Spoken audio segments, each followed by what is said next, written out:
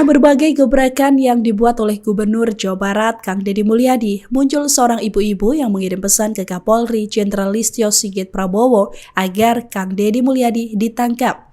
Ibu-ibu ini meminta agar Deddy Mulyadi ditangkap karena sudah membuat resah. Bukan karena berbagai gebrakannya yang tak tepat, namun ibu-ibu ini merasa bangga dengan semua kebijakan dari Deddy Mulyadi. Perempuan ini pun bahkan meminta agar Kapolri Jenderal Listio Sigit menangkap Deddy Mulyadi untuk dikirimkan ke Aceh. Dalam statementnya, sang ibu menyebut bahwa KDM terlalu meresahkan bagi seluruh masyarakat Indonesia. Menurutnya, KDM membuat kecemburuan sosial karena kebijakan yang telah dibuatnya. Ibu ini juga menyinggung bagaimana gebrakan baru yang dibuat Deddy Mulyadi soal anak bermasalah dikirim ke barak militer untuk dibina.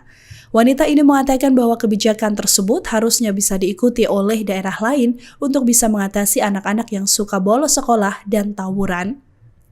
Dengan alasan itulah, emak-emak ini berharap kehadiran Deddy Mulyadi di daerahnya, yakni Aceh. Selain itu, emak-emak ini juga memuji usul Deddy Mulyadi soal program makan bersubsidi sebesar Rp15.000 per anak dan dikelola langsung oleh orang tuanya. Program pendidikan karakter oleh Gubernur Jawa Barat sendiri sudah dimulai di 2 daerah, yakni Purwakarta dan Bandung, Jawa Barat pada Jumat 2 Mei 2025.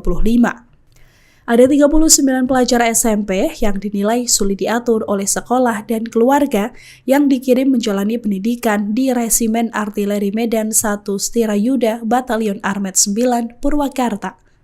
Sementara itu, sebanyak 30 pelajar yang dianggap nakal di Bandung, Jawa Barat mengikuti sekolah militer di Rindam 3, Siliwangi, Bandung.